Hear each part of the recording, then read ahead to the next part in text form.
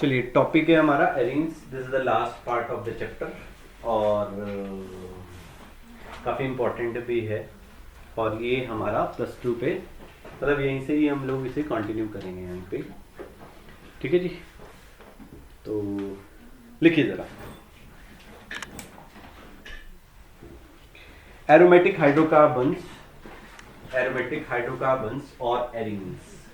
ठीक है, इन एरीन्स को हम क्या बोलते हैं? एरोमेटिक हाइड्रोकार्बन भी बोलते हैं। एरोमेटिक का मतलब क्या होएगा? जो एरोमा देंगे हमें ना, खुशबू होएगी जिसमें से कोई ना कोई फ्रेगनेंस आ रही होती है, उनको हम बोलते हैं एरोमेटिक हाइड्रोकार्बन। ठीक है जी, चलिए लिखिए। Hydrocarbons and their alkyl hydrocarbons and their alkyl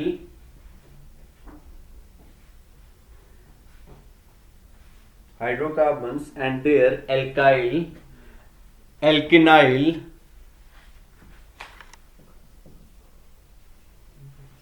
alkenyl and alkynyl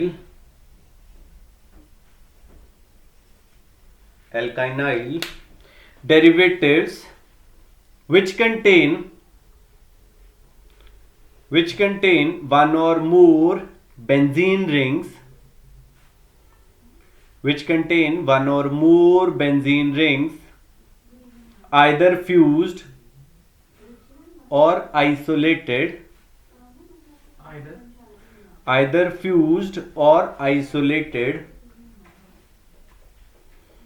in their molecules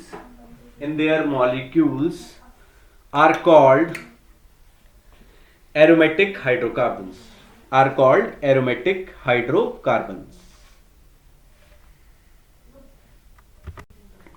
चलो, they are also called arenes.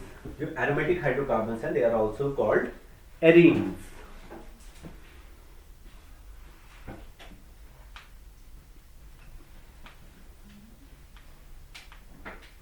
ठीक है, इसमें लिखिए aromatic compounds contain a benzene ring.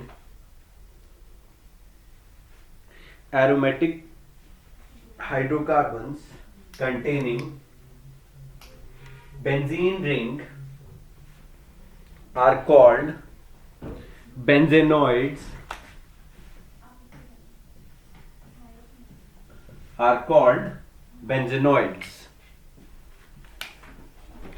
Those not containing a benzene ring are called या are known as non-benzenoid aromatic compounds या non-benzenoids। ठीक है जी, जहां पे हमारा बेंजीन रिंग है उसे हमने बोल दिया बेंजेनॉइड कंपाउंड्स, बेंजेनॉइड हो जाएंगे, और जहां पे हमारा बेंजीन रिंग नहीं होगा उसे हम क्या बोल देंगे? Non benzenoid. ठीक है, आपने नेफ्थलीन देखा है, उसकी एक स्पेसिफिक स्मेल है, राइट? तो वो क्या है? हमारा एक बेंजेनॉइड कंपाउंड है। ठीक है ना, उसके अंदर क्या होता है? नेफ्थलीन में 2 बेंजीन रिंग हमारी फ्यूज्ड होती हैं। बेंजीन आई डोंट नो आपने कभी है ना स्मेल किया हुआ है, नहीं किया हुआ, बट नेफ्थलीन बॉल जो है बड़ी वो कॉमन सी है, राइट? क्लियर हो गया? आप लोगों ने देखा होगा जो लोग स्मोक कर रहे होते हैं तो एक अजीब सी स्मेल आ रही होती है, तो वहाँ पे वो जो स्मोक कर रहे हैं वो भी एक बेंजेनॉइड कंपाउंड है, तो उसकी वजह से अरे स्मेल तो आती है, उसकी वजह से दैट इज कार्सिनोजेनिक। 2 या 2 से ज़्यादा फ्यूज जो कार्बन चेन होती हैं जो लोग स्मोक करते हैं वो उनके डीएनए में जाएगा और उसकी वजह से आप लोगों को जानते हैं, है ना? चलिए, तो नॉन बेंजेनॉइड ऑर्गेनिक कंपाउंड्स की कुछ एग्जांपल हैं, एज्यूल है, टोपोलोन है, तो अलग अलग हैं, वो बाद में कर लेंगे। चलिए नेक्स्ट करिए, classification and nomenclature of arenes. Classification and nomenclature of arenes. Classification and nomenclature of arenes.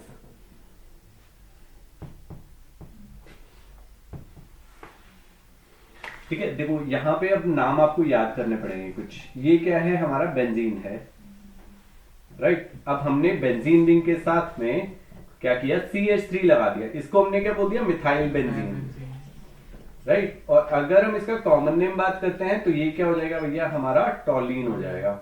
ऐसे ही अगर मैंने इसके साथ में CH2CH3 लगा दिया तो इसका नाम क्या हो जाएगा, इथाइल बेंजीन। ठीक है, अब हमने यहाँ पे क्या किया, ये ले लिया CH3 एंड CH3, राइट। तो ये क्या हो गया, आइसोप्रोपाइल बेंजीन। ठीक है, इसको कॉमन नेम हम एक और बोलते हैं, इसे हम क्या बोलते हैं, क्यूमीन भी बोलते हैं। क्लियर हो गया ji, isopropyl benzene and cumene. Cumene हम हेल्प करता है हमें फिनोल प्रोड्यूस करने के लिए। ठीक है, चलिए इसे ड्रॉ कर दीजिएगा, राइट। तो बेंजीन रिंग के साथ में क्या आ गया, हमारा नेफ्थलीन भी आ जाता है। ठीक है, अगर हम बेंजीन रिंग के साथ में 3 फ्यूज्ड रिंग कर देते हैं तो उसे हम क्या बोल देते हैं, एंथ्रासीन बोल देते हैं। नेफ्थलीन, एंथ्रासीन, ठीक है। ऐसे फिनांथरीन भी आता है। फिनांथरीन में क्या होगा, 3 रिंग्स जुड़ी हुई हैं, ऐसे ही, बस थोड़ा सा डिजाइन में फर्क आ जाएगा।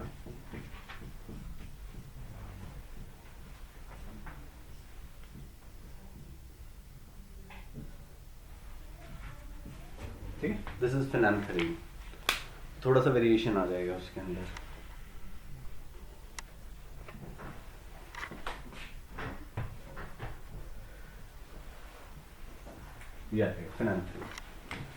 Right.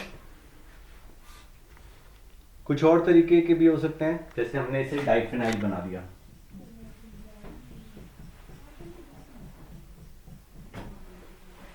This is diphenyl, right. Clear हो गया। So these are the certain जो हमारे हो गए नॉमेनक्लेचर। अब नॉमेनक्लेचर में ऐसा कुछ नहीं है, आपको इनके कंपाउंड्स के नाम जो हैं याद करने पड़ेंगे। मतलब इसके लिए कुछ ऐसा रूल नहीं है कि स्पेसिफिक रूल जैसे हमने पढ़े थे 1 2 3 करके या लॉन्ग चेन ढूंढ के, ऐसा नहीं है। सिंपल आपको नाम याद करने पड़ेंगे। मैंने आपको काफी सारे लिखवाए भी थे, जैसे बेंजीन रिंग के साथ OH लगा तो that is phenol, that is an organic compound. Benzene ring के साथ में NH2 ग्रुप लगा है तो उसको हम क्या बोलते हैं, हम क्या बोलते हैं, हम एनिलिन बोल देते हैं। तो सर्टेन है वो आपको याद करने पड़ेंगे, राइट। तो नेक्स्ट टॉपिक लिखिए जरा, isomerism in arenes. Next topic है हमारा आइसोमेरिज्म इन एरीन्स।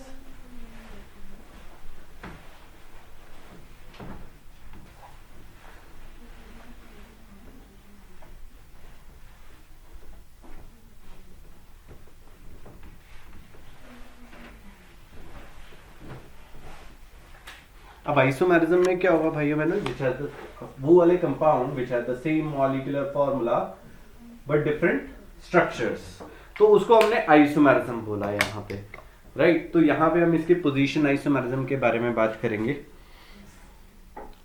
फाइन, इसको कैसे करते हैं, देखो सपोज करो हमने यहाँ पे 2 CH3 ग्रुप लगा दिया, एक यहाँ पे लगा दिया और एक यहाँ पे लगा दिया।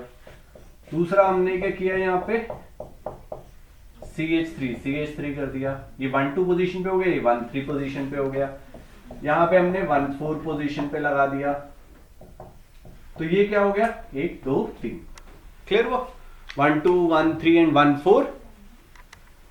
क्या नाम होगा इनका, 1 और 2 पोजीशन पे क्या लगा है, 1 2 डाइमिथाइल बेंजीन, राइट। इसका हो जाएगा 1,3 डाइमिथाइल बेंजीन, इसका क्या हो जाएगा 1,4 डाइमिथाइल बेंजीन। समझ आ गया। अब एक चीज का ध्यान रखिएगा, जब भी 1-2 पोजीशन है, ये तो हमने IUPAC में यूज किया। जब हम 2 डाई सब्स्टिट्यूटेड प्रोडक्ट होएगा, ठीक है, डाई सब्स्टिट्यूटेड मतलब 2 चीजें उसके साथ अटैच हुई हुई हैं, तो वहां पे हम उन पोजीशंस को ऑर्थो, मेटा एंड पैरा भी बोलते हैं। अगर मेरा पोजीशन 1-2 यूज हो रहा है तो उसे हम क्या बोलते हैं, ortho, ortho di methyl benzene. Clear हो गया। यहां पे 1-3 हो गया तो इसे क्या बोल देंगे हम, मेटा। 1-4 होएगी तो पैरा। ठीक है जी। ये कब यूज होएगा, कॉमन नेम में यूज होने वाला है। कब होएगा? कॉमन नेम में। IUPAC में हम 1 2 1 3 1 4 ही कर रहे हैं। 1 2 में ऑर्थो, इसको हम O से भी बता देते हैं, ऑर्थो डाइमिथाइल ऐसे लिख देते हैं, ऑर्थो डाइमिथाइल, इसे मेटा डाइमिथाइल, और इसे हम लिख देंगे पैरा डाइमिथाइल। समझ आ गया? शॉर्ट फॉर्म में भी हम इसे यूज कर सकते हैं। क्लियर हो गया जी? तो बस सिंपल सा आइसोमेरिज्म यहीं पे यही रहेगा। अब बेंजीन रिंग का जो स्ट्रक्चर है वो बेंजीन रिंग का ही रहने वाला है, उसमें हम कोई और चेंजेस नहीं करेंगे, हम उनकी जो पोजीशंस है सिर्फ उनको चेंज करेंगे। क्लियर? चलिए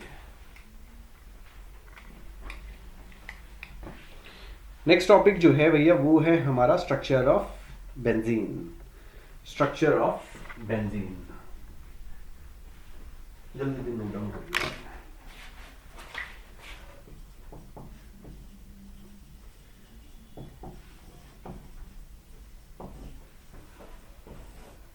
अब स्ट्रक्चर ऑफ बेंजीन को हम बताएंगे किस तरीके से हमारा ये मतलब कैसे हमने जस्टिफाई किया। ऐसे ढूंढा तो नहीं होगा, उसके अंदर घुसे तो नहीं सकते, बहुत छोटा सा है।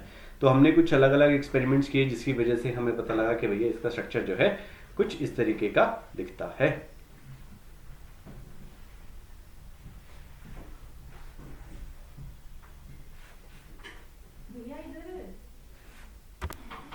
ओके, स्ट्रक्चर ऑफ बेंजीन पे आते हैं हम लोग। ठीक है, स्ट्रक्चर ऑफ बेंजीन में क्या है? C6H6 fine. मॉलिक्यूलर फॉर्मूला लिखी जाए, इसका जो मॉलिक्यूलर फॉर्मूला है बेंजीन का that is C6H6। Molecular formula of benzene is C6H6।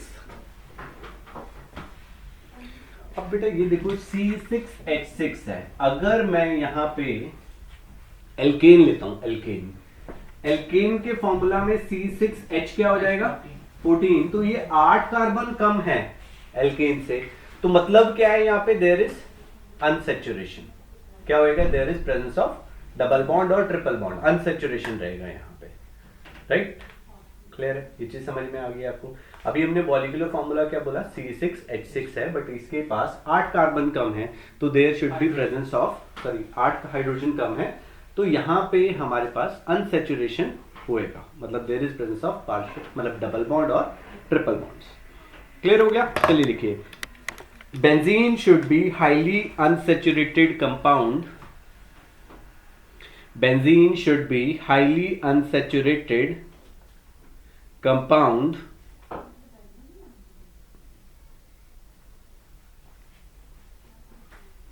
अब इस चीज को हम प्रूव भी करेंगे कि वो एक हाईली अनसैचुरेटेड कंपाउंड है। कैसे करेंगे? हमने यहाँ पे C6H6 लिया और उसका हमने हाइड्रोजनेशन कर दिया। अब देखो बेटा ये कैसा होएगा, चलो जान दो। तो यहाँ पे हमने 3H2 कर दिया, तो ये C6H12 में कन्वर्ट हो जाएगा। राइट? मतलब अगर मैं उसका स्ट्रक्चर लेता हूं यहाँ पे, तो इसके साथ एक हाइड्रोजन, एक हाइड्रोजन, एक हाइड्रोजन, एक हाइड्रोजन, एक हाइड्रोजन और एक हाइड्रोजन। मैंने यहाँ पे हाइड्रोजन ऐड कर दिए सारे। अभी आपके दिमाग में आ रहा होगा 14 क्यों नहीं बन गया ये? हाँ, 14 क्यों नहीं बन गया होगा हमारा? आया होगा। अब देखो यहाँ पे क्या होगा बेटा, 2 हाइड्रोजन लग सकते हैं एक कार्बन पे, क्योंकि 2 ऑलरेडी बॉन्ड बने हुए हैं। तो इसका फॉर्मूला क्या बन जाएगा? C6H12। क्लियर हो गया? देखिए, तो यहाँ पे हमने ये हाइड्रोजनेशन किया इन प्रेजेंस ऑफ प्लैटिनम और प्लेडियम और निकल एट 473 केल्विन। हमने उसे हीट करा, ठीक है, हाई टेम्परेचर पे 473 टू 523 केल्विन। तो ये हमारा कन्वर्ट हो गया, किसमें था? बेंजीन था, किसमें कन्वर्ट हो गया? साइक्लोहेक्सेन में। एडिशन ऑफ हाइड्रोजन कर दिया।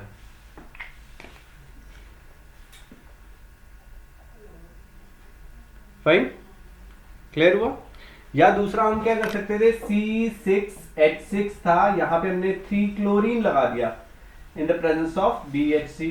सॉरी, BHC तो बनेगा हमारा, ठीक है। यहां पे इन प्रेजेंस ऑफ सनलाइट, तो ये किसमें कन्वर्ट हो गया? C6H6 and Cl6, benzene hexachloride. जो सिंगल बॉन्ड थे वो खत्म हो जाएंगे, डबल बॉन्ड थे वो खत्म हो जाएंगे और सिंगल सिंगल हो जाए। मतलब उसका स्ट्रक्चर कैसा होगा? एक H के जगह हमने क्या किया? Cl लगा दिए, तो ये क्या बन गया भैया हमारा बेंजीन हेक्साक्लोराइड BHC।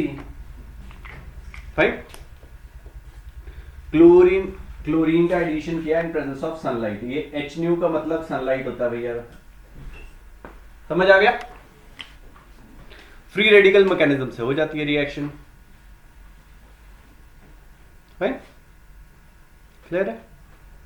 अब अगर हम इसका ओजोन के साथ रिएक्शन करते हैं, C6H6 ओजोन के साथ, हमने एक रिएक्शन किया था ओजोनोलिसिस वाला जिसमें ओजोनाइड फॉर्मेशन हुआ था।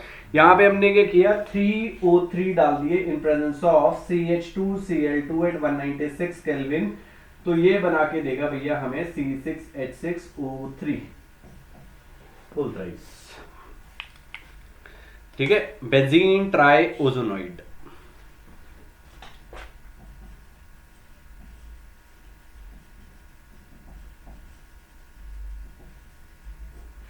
बेंजीन ट्राई ओजोनाइड, ये हमारा प्रोडक्ट जो है बन जाएगा।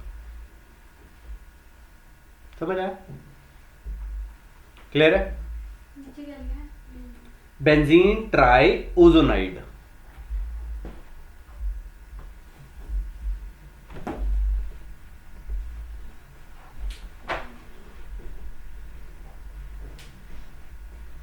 अब एक चीज समझिएगा बेटा, जो बेंजीन रिंग है ना, there is presence of partial, मतलब सॉरी ऑल्टरनेट डबल बॉन्ड है ना, single bond double bond, single bond double bond. तो ड्यू टू रेजोनेंस वो बहुत ज्यादा स्टेबल हो जाता है।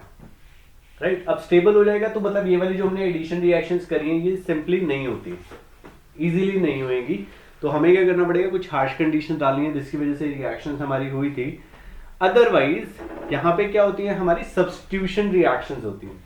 सब्स्टिट्यूशन रिएक्शन का मतलब क्या हुआ, ये हाइड्रोजन हटाया और एक कोई और ग्रुप हमने यहाँ पे ऐड कर दिया, that is the substitution reaction. जैसे आप लोग पढ़ रहे हो, मैं केमिस्ट्री पढ़ा रहा हूँ, ठीक है, फिजिक्स वाले सर आते हैं, मैं यहाँ से चला जाऊंगा, I am the functional group जो आप लोगों को पढ़ा रहा हूँ, क्योंकि मेरी वजह से ही प्रॉपर्टीज हैं इस क्लास की।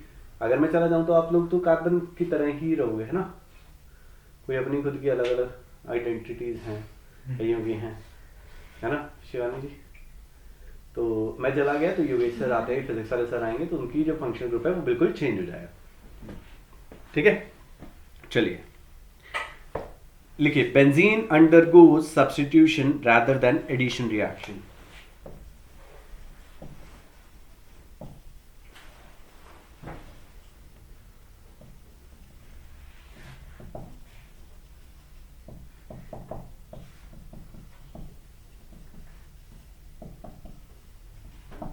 rather than addition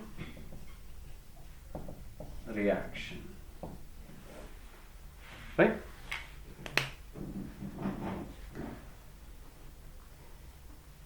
हालांकि ये हाईली अनसैचुरेटेड है, फिर भी ये हमारा एडिशन रिएक्शन नहीं करता है। क्यों नहीं करता है? Because of stability. स्टेबिलिटी किसकी वजह से आया? ऑल्टरनेट पोजीशंस पे डबल बॉन्ड, ऑल्टरनेट पोजीशंस पे डबल बॉन्ड, सिंगल बॉन्ड और रेजोनेंस की वजह से ऐसा होएगा। समझ आ गया जी? क्लियर है? ओके, तो सपोज करो हमने यहाँ पे क्या किया, C6H6 लिया बेटा, और यहाँ पे हमने ब्रोमीन लिया और उसका हमने FeBr3 के साथ रिएक्शन कर दिया। फाइन, तो ये हमारा बेंजीन रिंग था। अब इसका इसके साथ रिएक्शन किया तो इट विल फॉर्म C6H5Br। एक क्या हुआ, हाइड्रोजन हटा और उसकी जगह पे क्या लग गया भाइयों बहनों? ब्रोमीन लग गया हमारा। फाइन, क्लियर है? अब अगर मैं इसका Br2 के साथ रिएक्शन करता हूं but in presence of CCl4, तो ये हमारा C6H6Br6 फॉर्म नहीं करेगा। This will not be the possible reaction. ये रिएक्शन मेरा होएगा। मतलब क्या हुआ, एडिशन रिएक्शन इजीली नहीं हो रही है, अगर कर सकते हैं हम बट अंडर हार्श कंडीशन। ये वाला रिएक्शन इजीली हो जाएगा हमारा। क्लियर है? चलिए इसे लिख लीजिएगा।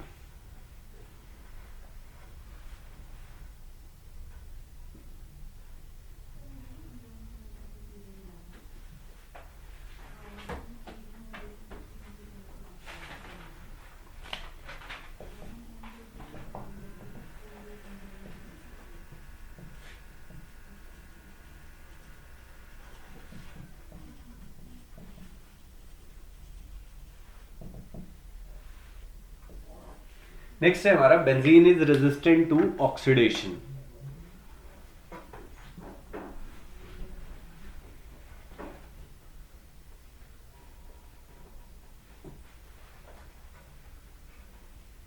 फाइन। अब इसमें लिखिए बेंजीन का, अगर देखो KMnO4 आपने सुना होगा, एक स्ट्रॉन्ग ऑक्सीडाइजिंग एजेंट है, लैब में आप लोग सब गए हैं तो वहां पे सुना है ना। गुड। तो वो क्या करता है, that is a strong oxidising agent. तो वो ऑलमोस्ट हर चीज को ऑक्सीडाइज कर देता है, मतलब आप किसी भी चीज के साथ करोगे तो ये क्या करेगा, ये वहां पे भी ऑक्सीडाइज नहीं हो रहे होते हैं। लिखिए जरा, benzene does not decolourise alkaline KMnO4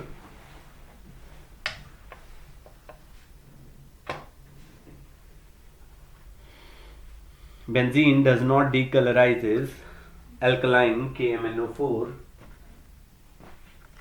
decolorizes alkaline KMnO4 solution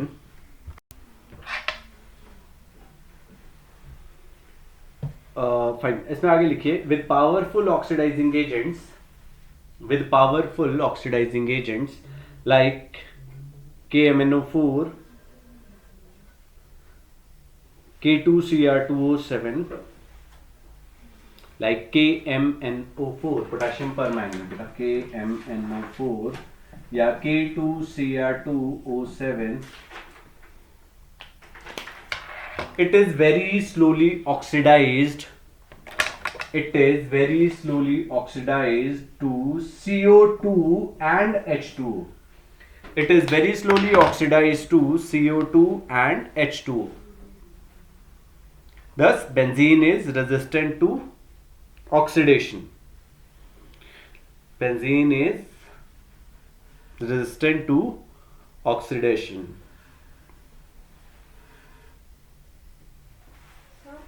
वो मेरे फिजिक्स में 46 थे।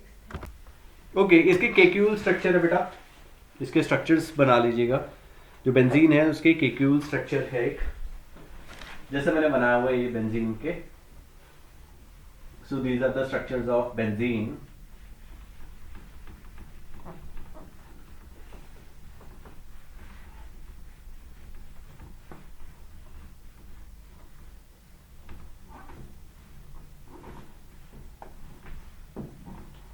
Okay.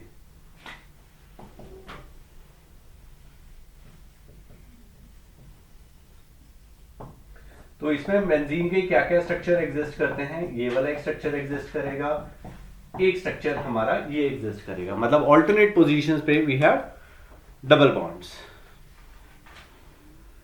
ठीक है जी, अलग अलग साइंटिस्ट ने अलग अलग स्ट्रक्चर्स दिए थे। आजकल जो हम लोग पढ़ रहे हैं वो ये वाला स्ट्रक्चर है, ठीक है। उसके बाद एक देवार स्ट्रक्चर था which is like this.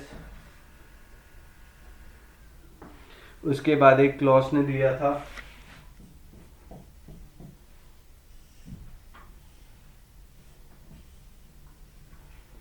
Right, और एक बेयर स्ट्रक्चर था।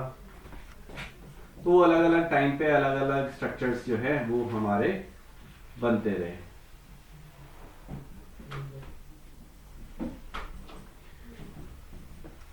ठीक है, विद टाइम टू टाइम वो चेंज होते रहे,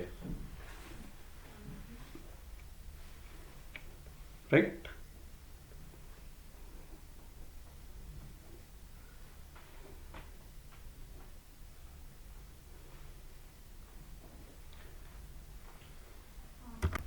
चलिए नेक्स्ट टॉपिक लिखिए, objections of केक्यूल।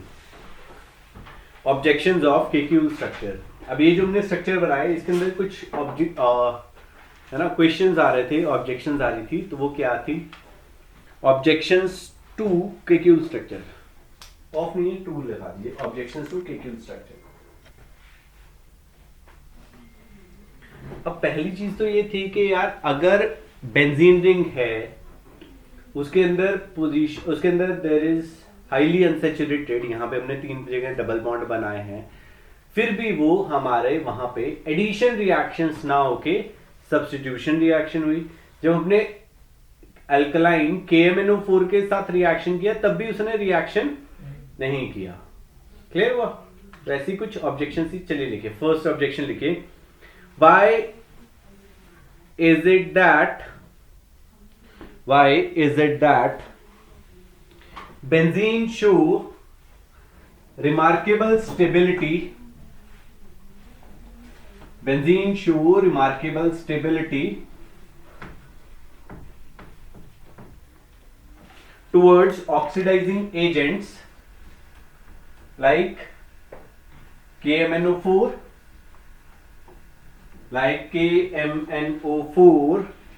and undergo substitution reaction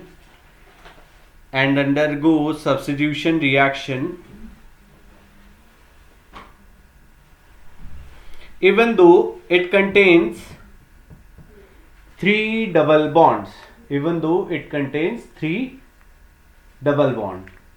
right?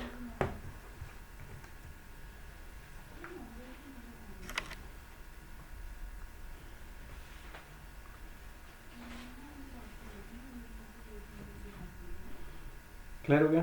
अभी हमने इसका केक्यू का स्ट्रक्चर बनाया बेटा, उसके अंदर क्या था, ऑल्टरनेट पोजीशंस पे क्या थे, 3 डबल बॉन्ड थे, 3 सिंगल बॉन्ड थे। जब हमने इसकी स्टडीज किया, एक्सरे स्टडीज किया, तो क्या समझ में आया कि डबल बॉन्ड की बॉन्ड लेंथ छोटी होती थी और सिंगल बॉन्ड वाले की बॉन्ड लेंथ क्या होती थी, बड़ी होती थी। बट इसकी बॉन्ड लेंथ क्या है, उन दोनों के बीच में आया।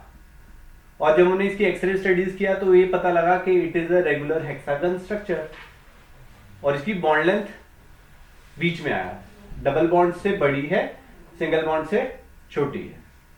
क्लियर हुआ? जैसा हमने रेजोनेटिंग स्ट्रक्चर्स पढ़े थे, तो वहां पे जब हमने पढ़ा था रेजोनेटिंग स्ट्रक्चर बनाए थे, तो जो हम लोग ल्यूइस डॉट स्ट्रक्चर बनाते हैं वो तो एक्चुअली में एग्जिस्ट नहीं करते, है ना, वो एक्चुअली में एग्जिस्ट नहीं करते हैं। तो उनके हमने क्या किया था, स्ट्रक्चर्स बनाए थे, रेजोनेटिंग स्ट्रक्चर। तो इसका भी रेजोनेटिंग स्ट्रक्चर लिखिए जरा। Kekulé formula for benzene contains, second point, Kekulé formula for benzene contains two kinds of bonds,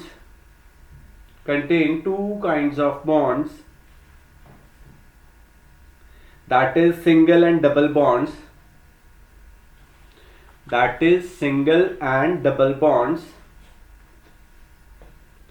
but X-ray diffraction studies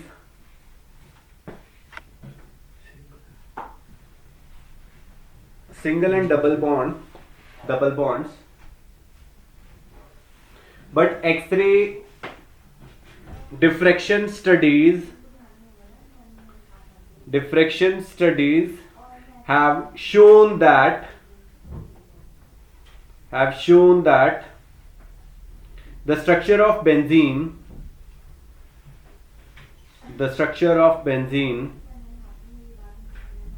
is a regular hexagon with an angle of 120 degree and all the carbon bond lengths are equal। Bracket में लिख लीजिएगा 139 picometre. हमने पढ़ा था carbon single bond होगा तो उसकी bond length 154 picometre की होती है, कार्बन डबल बॉन्ड होगा तो 134 पिकोमीटर की है। अभी हमने क्या बोला, यहाँ पे जो कार्बन बॉन्ड लेंथ है उसकी बॉन्ड लेंथ कितनी आ रही है, 139 पिकोमीटर। जैसा मैंने बताया, डबल बॉन्ड से बड़ी होगी, सिंगल बॉन्ड से छोटी होगी। क्लियर हो गया? तो बता, वही रेजोनेंस वाला सीन आ गया। यहाँ पे भी थर्ड पॉइंट लिखिए, Kekulé structure would predict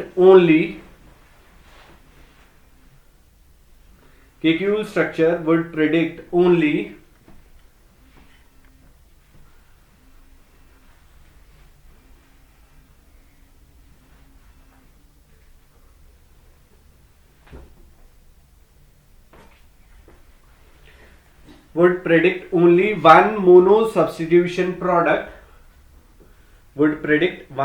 substitution product, and two ortho di substituted product only one mono substitution product and two ortho di substituted product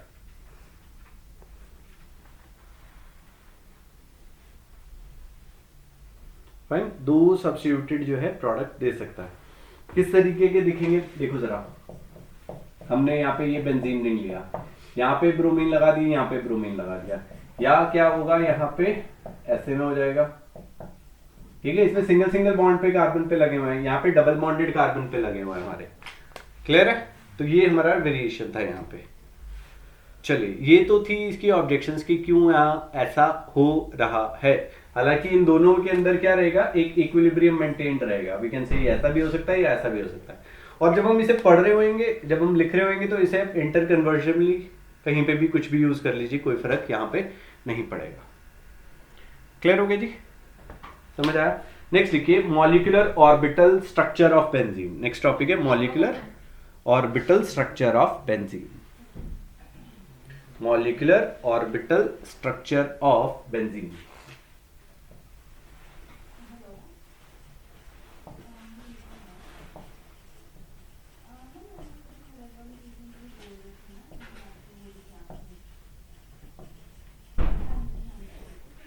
molecular orbital structure of benzene, ठीक है जी। अब molecular orbital structure में हम लोग क्या करने वाले हैं, जहां पे हमने पढ़ा था sigma bond and pi bonds पढ़ा था, जहां पे हमारा साइडवेज ओवरलैपिंग हो रही थी तो हमारा कौन सा बॉन्ड बन रहा था, पाई बॉन्ड बन रहा था। जब हेड ऑन ओवरलैपिंग हो रही थी तो कौन सा स्ट्रक्चर, कौन सा बॉन्ड बन रहा था हमारा, कौन सा बॉन्ड बन रहा था, सिग्मा बॉन्ड बन रहा था। अब यहाँ पे हमारे पास कौन सा हाइब्रिडाइजेशन है, यहाँ पे अगर हम कार्बन का हाइब्रिडाइजेशन निकालें तो क्या आएगा, कार्बन कार्बन डबल बॉन्ड है। अब यहाँ पे इनके सिग्मा और पाई बॉन्ड गिन सकते हो।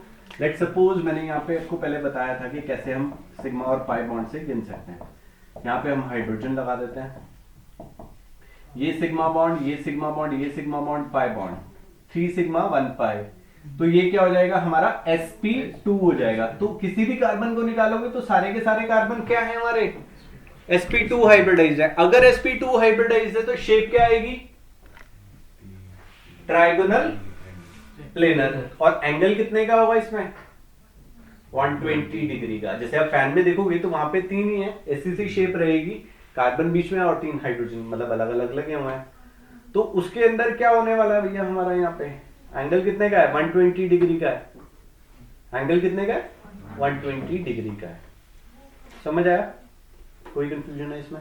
ओके, तो एंगल हमें समझ में आ गया, angle will be of 120 degrees. Fine, clear है।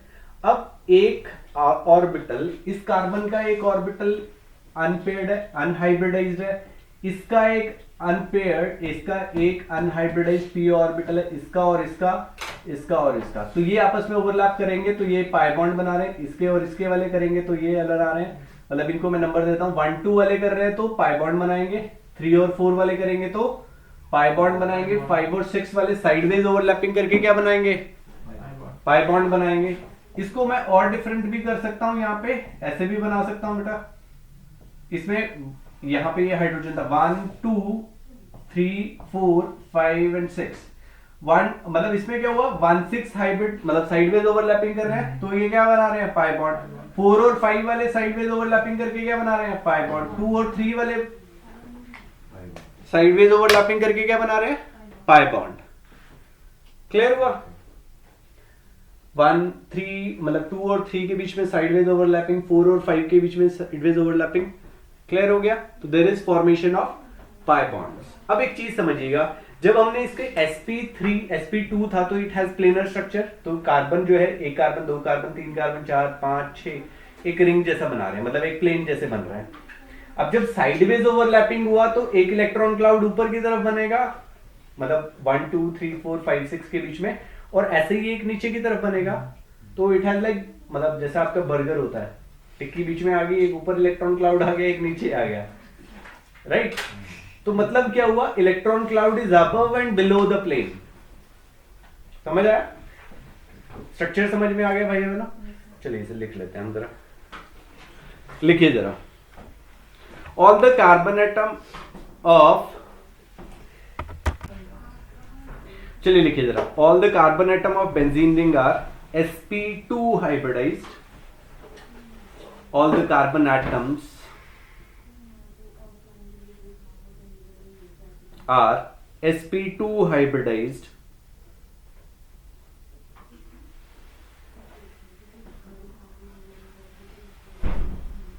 Each carbon atom form two carbon single bond carbon sigma bond with the neighboring carbon atoms, with the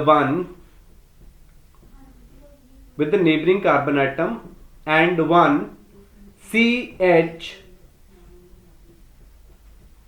C single bond H, comma, sigma bond with hydrogen atom.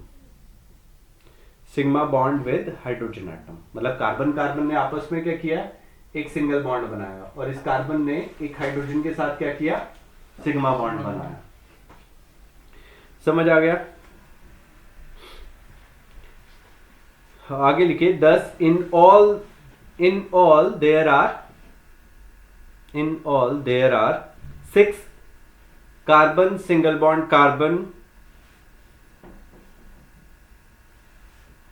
मतलब C C bond लिख सकते हो आप, 6 carbon sigma bonds and 6 CH sigma bonds.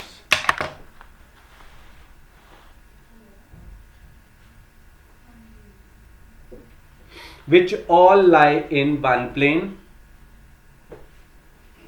Which all lie in one plane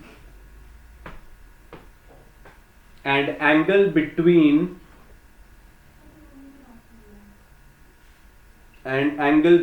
two adjacent sigma bond is 120 degree.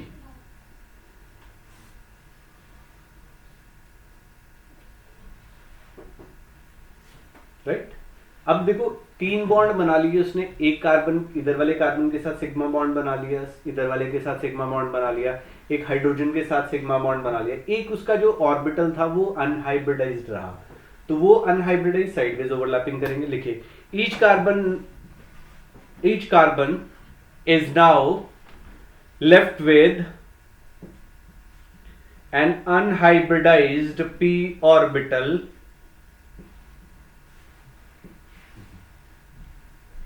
is now left with an unhybridized p orbital. These 6 unhybridized p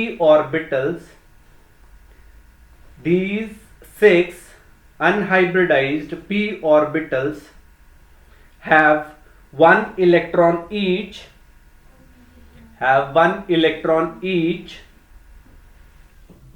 and are not only parallel to one another,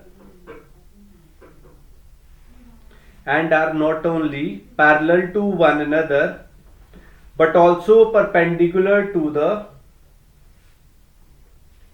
not only parallel to one another, but are also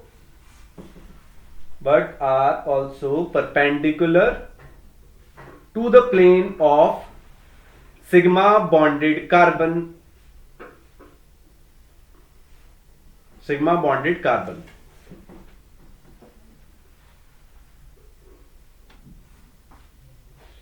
Any two p orbitals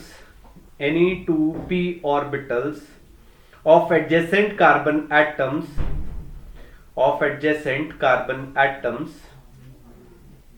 are close enough for a sideways overlap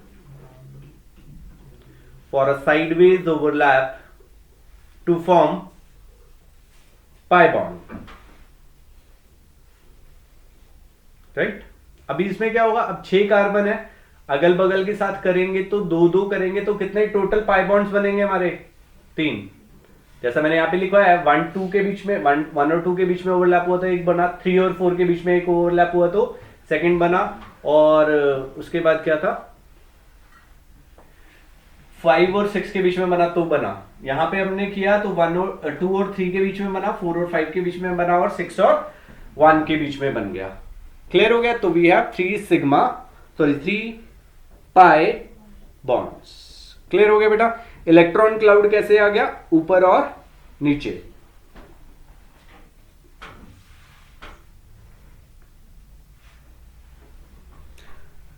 right. अब इसमें क्या होता है, ये position जो है हमारी change होती है, इसको हम क्या बोलते हैं, डीलोकलाइजेशन। इसे हम क्या बोलते हैं, डीलोकलाइजेशन। ठीक है, इसमें लिखिए the participation of pi electrons, the participation of pi electrons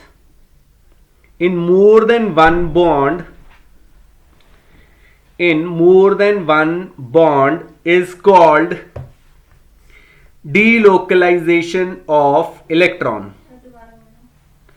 The participation of pi electrons in more than one bond is called delocalization of electrons. ठीक है। अब डीलोकलाइजेशन का मतलब क्या है कि पॉजिटिव चार्ज जो है या नेगेटिव चार्ज जो है, ये बॉन्ड जो है वो आगे घूमते रहेंगे, तो उसको हम डीलोकलाइजेशन बोलते हैं। ठीक है, डीलोकलाइजेशन ऑफ चार्ज मतलब एक कार्बन जो है इधर भी बॉन्ड बना रहा है और एक कार्बन इधर भी बॉन्ड बना रहा है, दो जगह पे बॉन्ड बना रहा है, that is known as delocalisation of electron. समझ आया। ठीक है, चलिए नेक्स्ट लिखिए रेजोनेंस। रेजोनेंस हम लोगों ने किया हुआ है ना। अब सिंपल सी, बहुत ज्यादा डीप में नहीं जाएंगे हम लोग इसके। रेजोनेंस में हमें पता है एक रेजोनेटिंग स्ट्रक्चर मैंने ये बनाया, दूसरा एक और रेजोनेटिंग स्ट्रक्चर मैंने ये बना दिया, अब इसका एक इक्विवेलेंट स्ट्रक्चर बना दिया मैंने, विच इज दिस। तो बेंजीन रिंग को मैं ऐसे भी लिख सकता हूं, ऐसे भी लिख सकता हूं, और ये हमारा एक रेजोनेटिंग स्ट्रक्चर हो गया। समझ आ गया। तो 1 2 और 3 जो है उसकी ये, this is the most stable structure we can say, क्योंकि इसके अंदर क्या है, ये रेजोनेंस शो कर रहा है, जो हम दोनों का इक्विवेलेंट स्ट्रक्चर हमने देख के बनाया था। ठीक है, तो आपको रेजोनेंस मालूम है क्या होता है, तो वो चीज हम यहाँ पे डिस्कस नहीं करने वाले, तो इसे ऐसे ड्रॉ कर लीजिएगा। रेजोनेंस में ये स्ट्रक्चर हो सकता है, ये स्ट्रक्चर हो सकता है, और ये स्ट्रक्चर भी हमारा हो सकता है। फाइन, चलिए फाइन, क्लियर हो गया बेटा। ओके, तो नेक्स्ट लिखिए